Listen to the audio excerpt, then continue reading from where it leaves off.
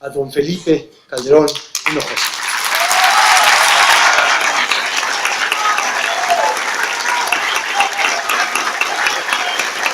Gracias, muy amable.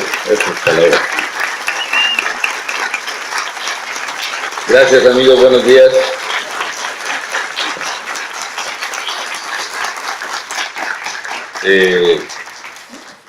Mauricio, muchas gracias por la invitación, presidente del Comité de la Ciudad de México.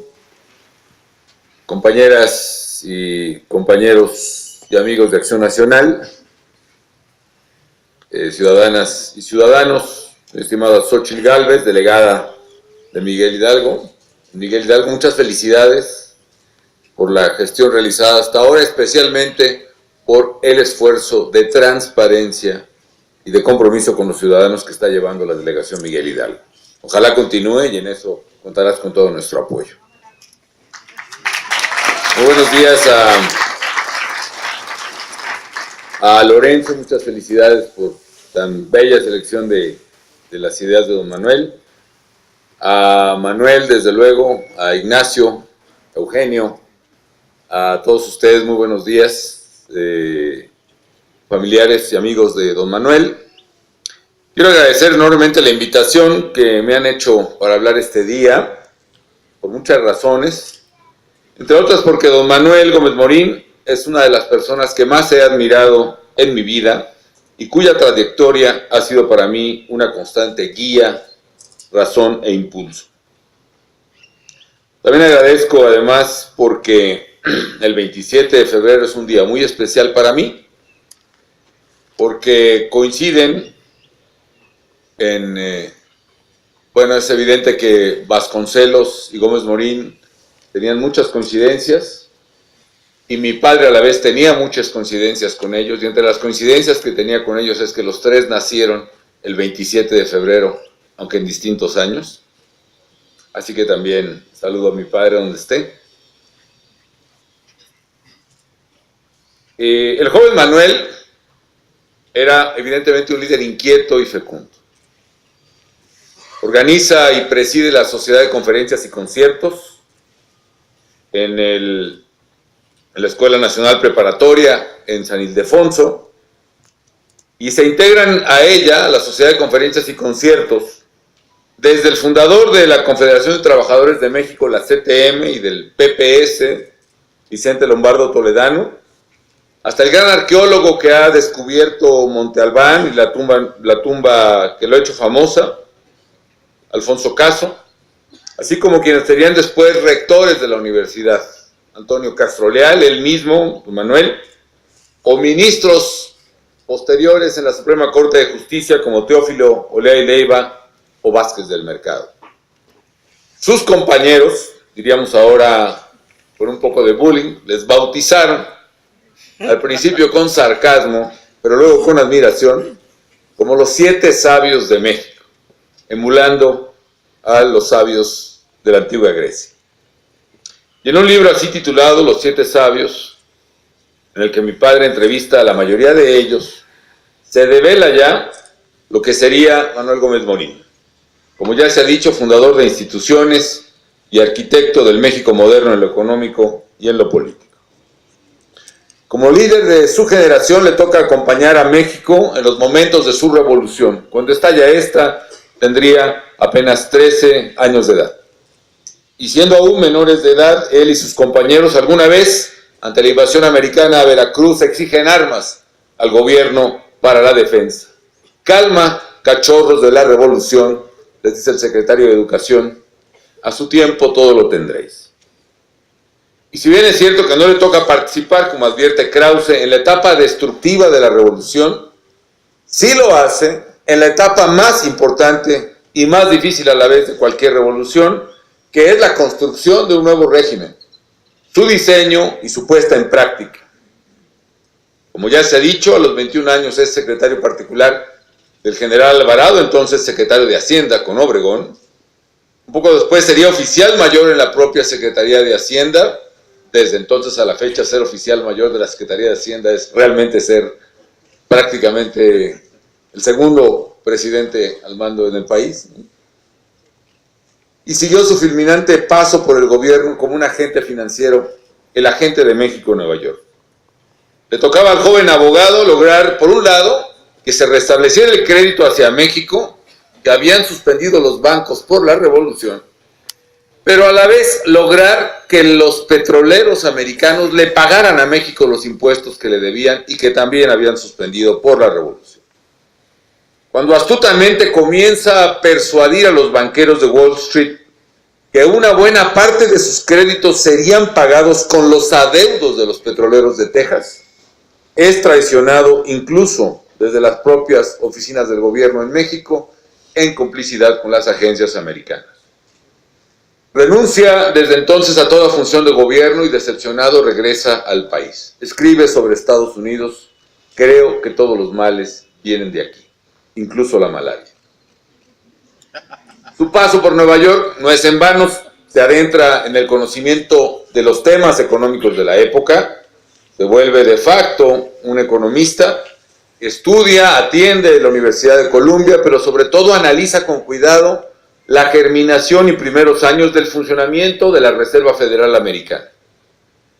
De regreso a México, emprendería una fructífera tarea de construcción de instituciones, particularmente económicas y financieras, todas ellas desde su despacho, básicamente sin pedir a cambio, y su idea, yo la entiendo, que su idea es darle vigencia a los ideales de la Revolución Mexicana. Por ejemplo, si el ideal revolucionario es la tierra es para el que la trabaja, y nuestra revolución fue campesina, para Gómez Marín no bastaba con repartir las tierras, con lo cual estaba de acuerdo, sino darle al campesino asesoría técnica y crédito para labrarlas.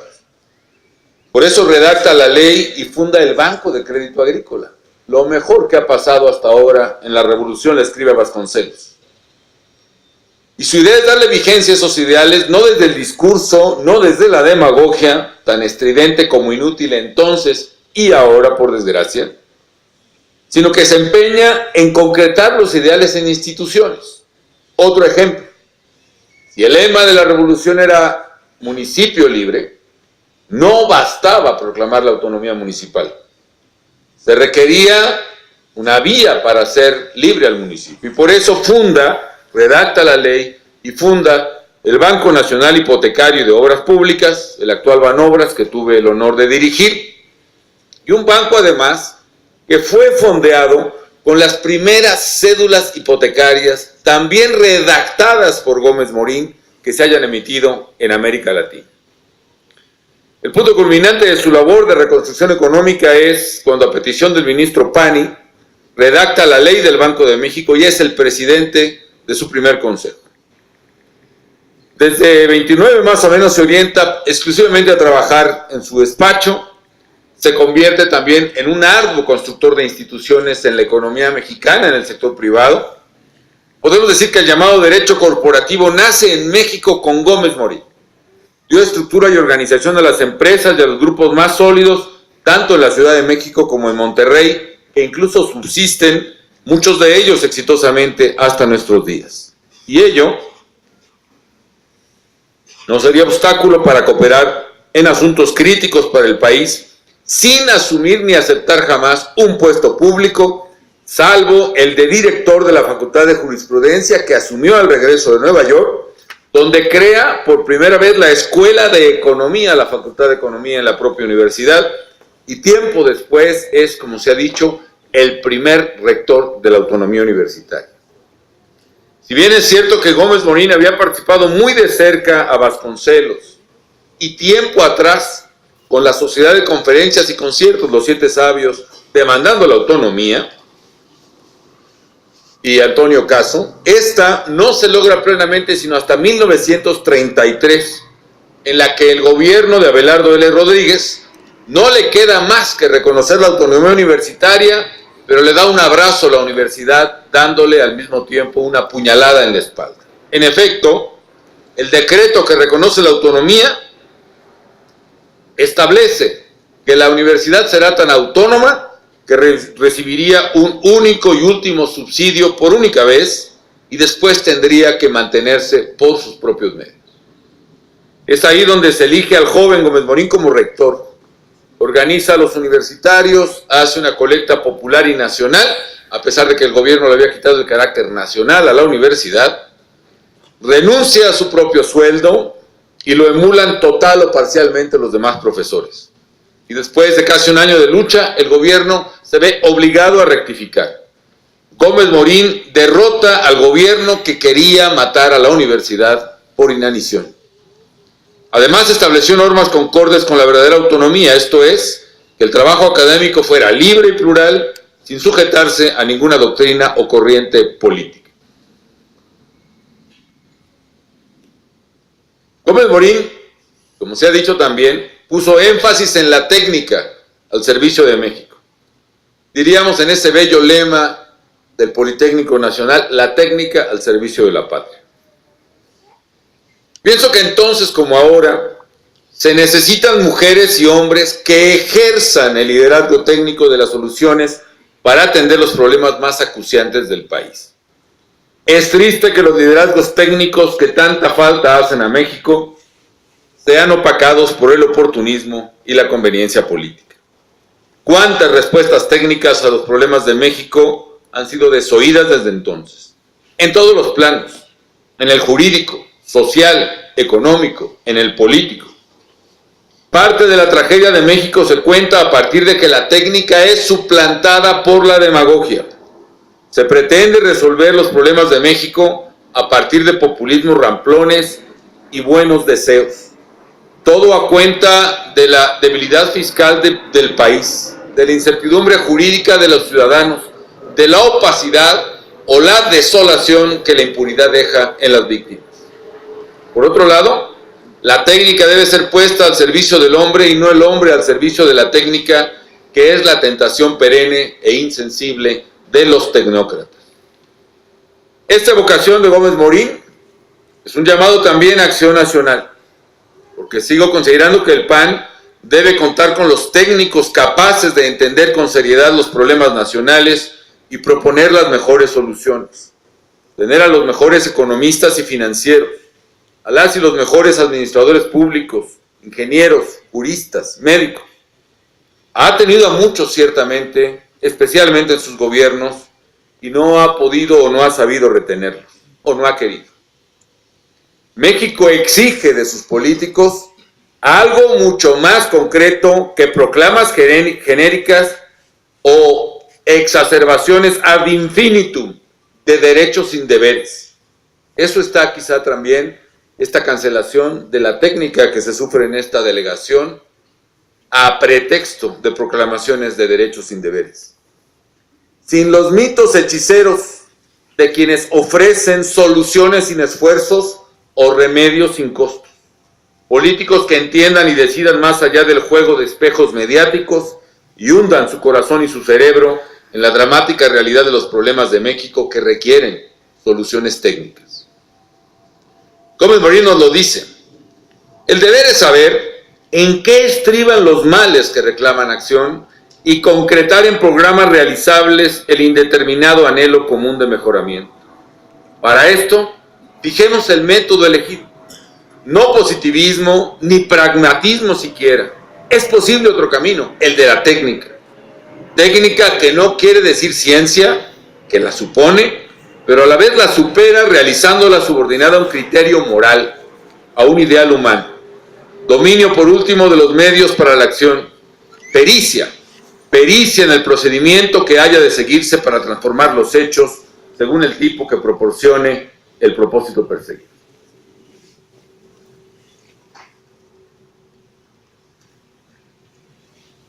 La participación de Gómez Morín, colaborando en las instituciones que él mismo creó, cesan a partir de su profunda decepción del comportamiento del gobierno. Él renuncia a los consejos del Banco de Crédito Agrícola y del Banco de México, por ejemplo, cuando ve que los mayores créditos se dan indebidamente a los negocios de Calles y de otros políticos. Algo más grave pasa con la Ley de Crédito Agrícola años más tarde. La Ley de Crédito Agrícola partía de las uniones mutualistas libres de los campesinos, que organizados adquirían crédito y se volvían responsables y prósperos.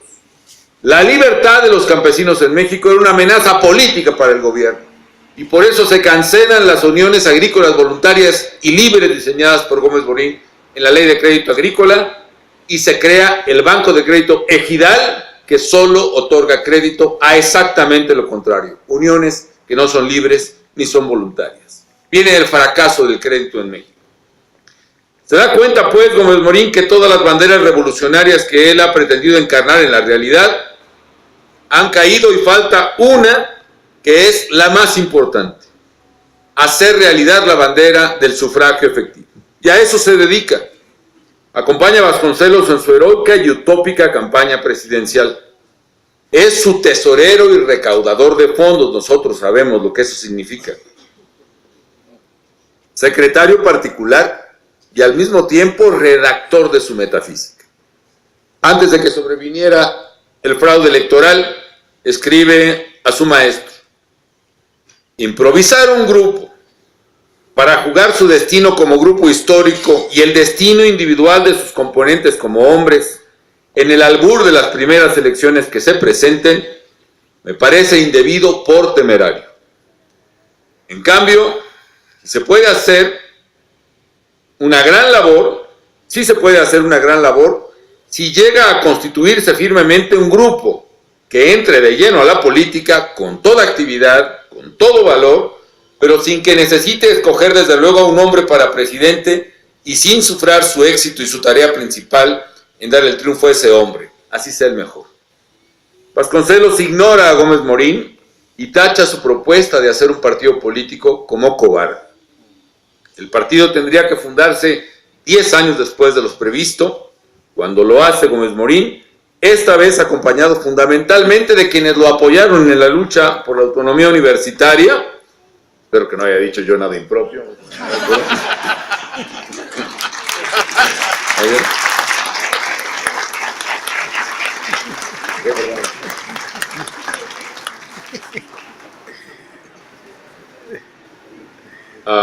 Quienes lo habían acompañado en la lucha por la autonomía universitaria, fundamentalmente compañeros y discípulos universitarios y vertientes civiles de profundas convicciones y congruencias espirituales, como la que encabezaba Efraín González Luna.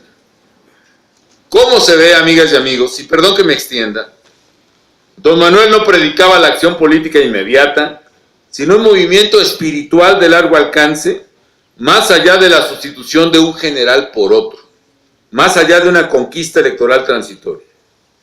Así, él decía, el PAN nació para promover una inaplazable renovación política. Y yo considero que si el PAN sigue, es para realizar esa todavía inaplazable renovación política. Mientras esa renovación no se cumpla, decía él, será imposible resolver estas cuestiones vitales y seguiremos alejándonos cada vez más de nuestro destino y hundiéndonos cada vez más también en el anecdotario degradante, óigase bien, de componendas, peculados, impunidades y especulación.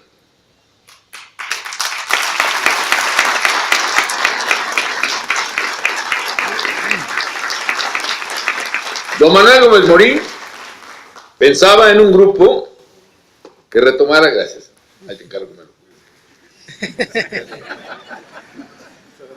lo Don Manuel Gómez Morín, sí vale, venga, tómalo, ¿no? Pensaba en un grupo que retomara con frescura los valores fundamentales de la persona y la sociedad. No se trataba de una empresa estudiantil, ni una tarea para los ratos perdidos, sino de un asunto de hombres para poner en él cuanto se tiene, sin esperar nada. Poner en él cuanto se tiene, sin esperar nada. No es amor a la política, es amor a México, decía él. Y estas palabras explican la razón de ser de Acción Nacional. Acción Nacional, decía, es un movimiento de mexicanos esforzándose por cumplir con su deber para ver si es posible lograr que haya en México un positivo renacimiento de la ciudadanía, base única en la que puede fincarse la vida limpia, suficiente y libre de una nación. Y decía a los jóvenes de entonces, y pienso que a los de ahora, una lección que hay que recordar. el partido como organización de personas libres, no como rebaños, ni grupos de votantes controlados. Cito, la juventud solo puede tener una actitud, la acción. ¿Con qué objetivos? La lucha contra la voluntad de poderío, óigase, contra el desalentado afán de posesión del útil, contra la precipitación, contra la superficialidad, contra la superchería, contra el uso vil del hombre como máquina o como rebaño. El Partido Acción Nacional, pues, fue el resultado del reclutamiento que hizo Gómez Morín y nuestros fundadores de las y de los mejores ciudadanos. El concepto, por cierto, no era todos los ciudadanos, porque entendía perfectamente que un partido en tanto parte no puede abarcar la concepción de todos, es una parte de la sociedad, no de todos y tampoco de cualquier ciudadano, sino de las y los mejores ciudadanos. Pues Morín buscaba, como él mismo decía, un partido con jóvenes abogados, médicos, ingenieros, todos en lo posible los que no busquen chamba. Quería pues ciudadanos comprometidos y no personas que vieran en la política un medio de subsistencia o de enriquecimiento. Y decía en la asamblea que fundó al PAN, esta es una reunión de hombres venidos de los más diversos rumbos del país y de la sociedad mexicana, sin compromisos previos, sin la simulación de una representación ficticia, sin apetitos personales, animados por el unánime y exclusivo deseo del bien de México.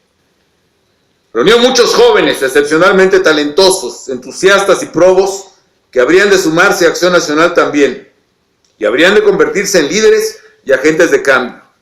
Desde respetados agnósticos en la academia, como don Gustavo Molina Font, líderes de la cultura, líderes de organizaciones estudiantiles, unas católicas, otras no, algunos hombres de empresa.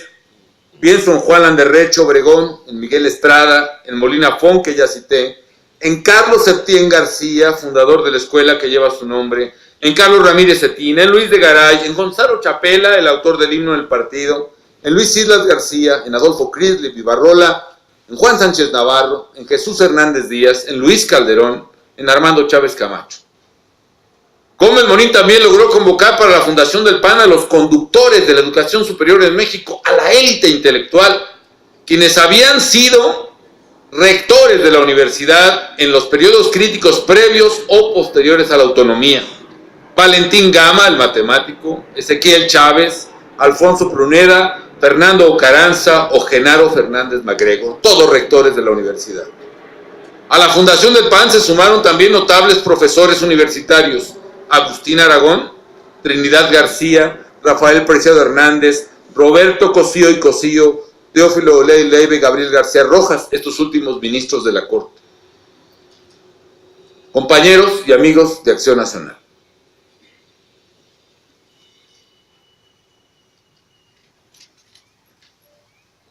Para nadie es un secreto que Acción Nacional es la cuarta fuerza política en la Ciudad de México. Pues bien, pienso que nuestro partido, Acción Nacional, solo se verá fortalecido como partido político en la medida en que rescate precisamente la estrategia original de Gómez Morín. Ser el partido de las y los mejores ciudadanos, no de los mejores reclutadores de rebaño. Ser el partido de la propuesta técnica y sobre todo de la organización de mujeres y hombres que sin apetitos personales vienen aquí con el exclusivo propósito de servir a México. El día en que en el PAN respondamos a esa estrategia, seremos la primera fuerza política en la ciudad y nuevamente en todo México. En efecto, debemos apostarle a la apertura a las y los ciudadanos comprometidos para hacer política y capaces de construir bienes públicos. Porque parece que a veces la consigna es dejar fuera a las y los mejores ciudadanos. Preguntémonos si están entre nosotros las y los mejores habitantes, las y los mejores ciudadanos de la Ciudad de México. Y si no están, preguntémonos si alguna vez hemos ido a buscarlos. si hemos ido por ellos. Si lo hemos hecho y no han venido, no será entonces nuestra responsabilidad. Pienso que hoy debemos ir a buscar de inmediato a los Olea y Leiva, a los Soto y Gama, a los Fernández MacGregor, a los Landerreche Obregón, a los Molina Font de nuestro tiempo. Ellos están quizá en el académico honesto, en la líder social comprometida con la justicia, en los ciudadanos valientes que se organizan por la seguridad de su colonia, en los agentes del orden que actúan con un sentido patriótico y con honestidad, en los estudiantes que buscan y obtienen las mejores notas, en quienes buscan ávidamente las respuestas para México en sus libros, en las comunidades indígenas que entienden que la clave de la prosperidad está en el trabajo y no en solo todo sacarlo del gobierno. El PAN únicamente va a recuperar la credibilidad perdida en la medida que sea un partido abierto a los ciudadanos y en particular a las y los mejores ciudadanos. En la medida en que asume el liderazgo intelectual para las mejores soluciones a los problemas del país y de esta ciudad. Y también con las mujeres y los hombres más honestos y comprometidos para llevar esas soluciones a la práctica. ¿Están esas mujeres y esos hombres en Acción Nacional? Hoy, como en 1939, seguimos necesitando cuadros del más alto nivel ético y técnico para recuperar el papel que le corresponde al PAN como el partido de los mejores ciudadanos y de las mejores soluciones.